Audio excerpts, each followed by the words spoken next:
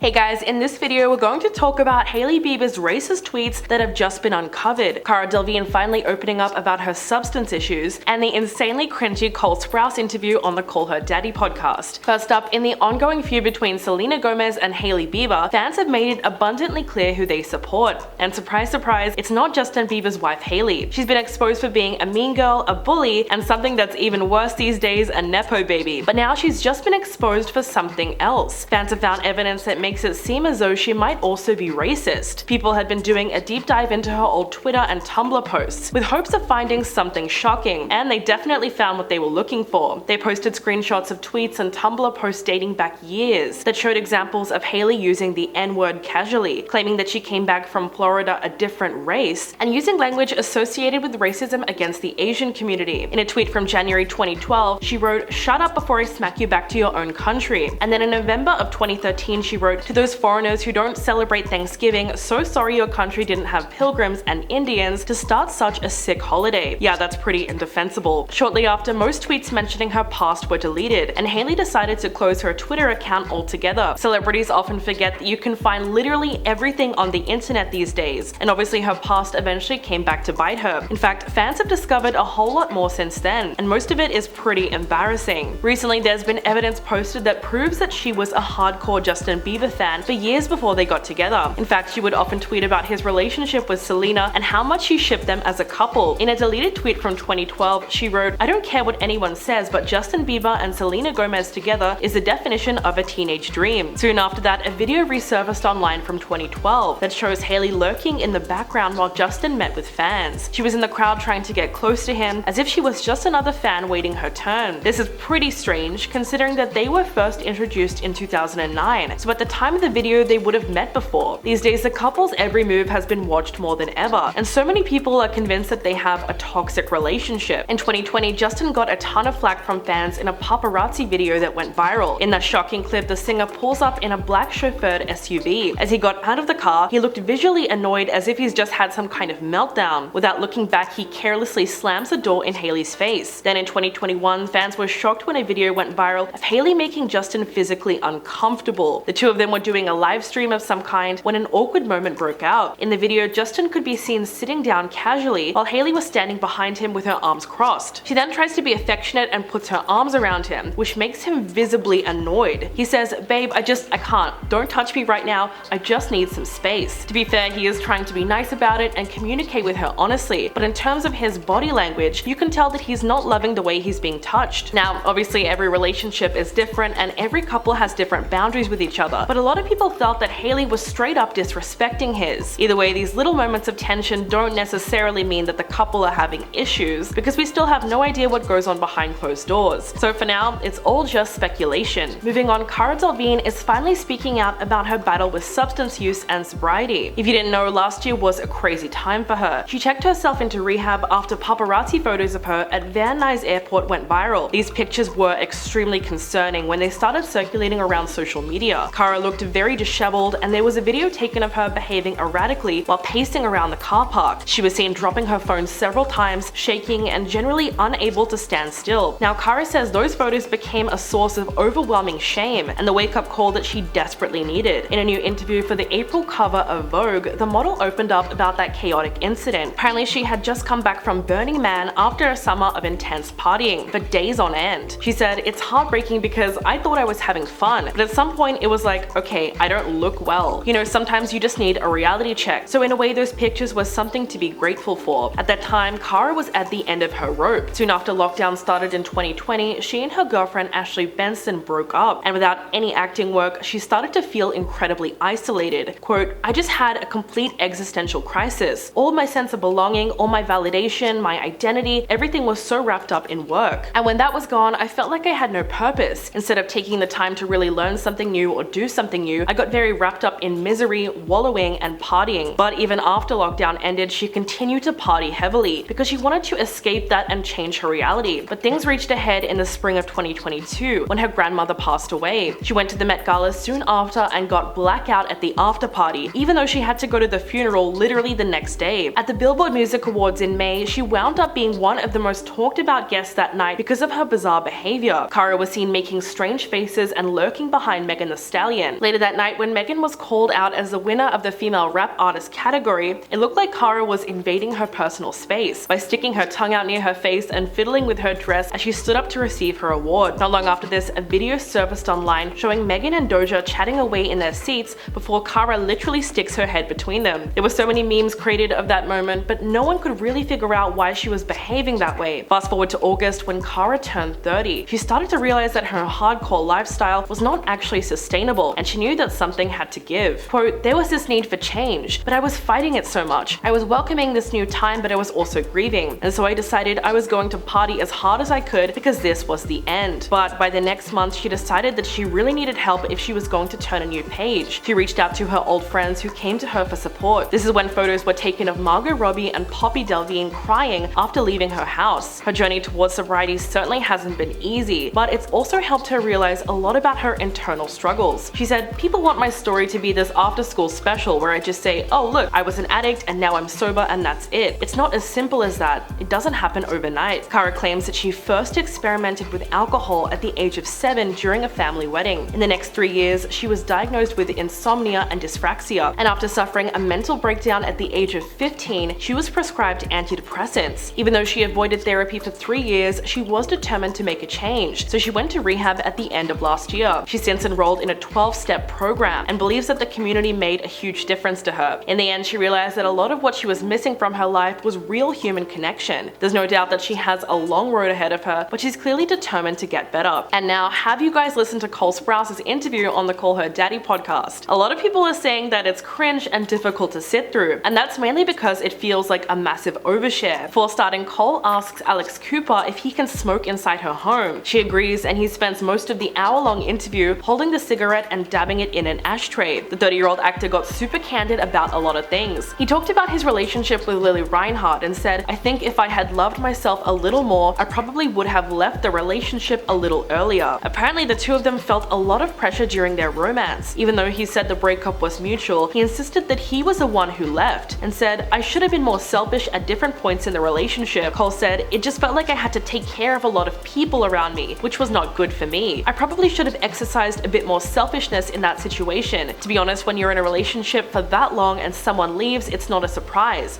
It was time." He admitted that continuing to work with Lily on Riverdale after they broke up was really hard for both of them. Cole said, "It was hard to suspend the way that we felt about each other, and it didn't afford us the luxury of distance to really overcome that. I know we both did quite a bit of damage to each other." When asked about whether he's ever been cheated on, he said, "Yeah, by almost every single one of my girlfriends. Emotionally, yes, very, very much. And my first girlfriend, physically." Although he insisted that he doesn't blame anyone for anything because he has his own flaws in relationships. Cole also shared the very cringy story about how he lost his V card at 14. He said he was on family vacation in Florida when he met an older girl. Apparently they were on the beach when he turned to her and said, "Are you DTF?" Which is absolutely hilarious that he would even admit something like that. But most people who watched the interview thought that he actually came off a little pretentious. At one point, Cole refers to fame and financial excess as an elected trauma. He also said a bunch of other questionable things, like, "We should evaluate the history based on the historian." He talked about the fact that he was an atheist while nearly all of his Disney co-stars were Christian, so for some reason he would challenge them to intellectual debates. If anything, the way he talked about that time in his life made him sound like a bit of a bully. Meanwhile, his brother was even worse. Cole straight up said, "Dylan specifically was a huge bully. He would beat them up, and then I became known as the twin that would come up and be like, 'I'm so sorry for my brother, I apologize.'" That confession is really interesting, because a lot of people grew up watching The Suit Life of Zack and Cody, but no one would have guessed they were so much like their characters in real life. If you didn't know, Cole played Cody, who was the shy nerdy type, and Dylan played Zack, who was the show's bad boy. So that's what makes this interview all the more jarring. In fact, it seems like the whole internet is ripping it to shreds. One person wrote, "Cole Sprouse has the energy of the worst person you met in your intro to philosophy class." So many fans were calling him out for airing dirty laundry about his relationship with Lily, despite the fact that she hasn't spoken about him at all since they broke up in 2020. Someone tweeted, "Call Her Ddady podcast is so nasty. Like, first they invite Hailey Bieber to talk for 45 minutes about Selena. Now they invite Cole Sprouse to talk about his relationship relationship with Lily Reinhart, jobless people for real. But the best part about all of this is how much people were making fun of the unnecessary smoking. Because after all, couldn't Cole just wait 1 hour until the podcast was over? One user wrote, "Cole Sprouse is so funny, bro sitting indoors smoking a cigarette on Call Her Ddady as if he's Mark Twain and not the worst actor on a bad teen drama." Which is hilarious because every time that someone wants to insult him now, all they have to do is bring up the fact that he's in Riverdale. I mean, the writing on that show is a complete joke in itself. It's not that he's a bad actor, but let's face it, playing Jughead Jones was never going to win him any awards. Now that even his longtime fans are switching up on him, it kind of makes you wonder, was the interview really that bad? Please give it a watch and let me know what you think. Okay guys, I'll catch you in the next video.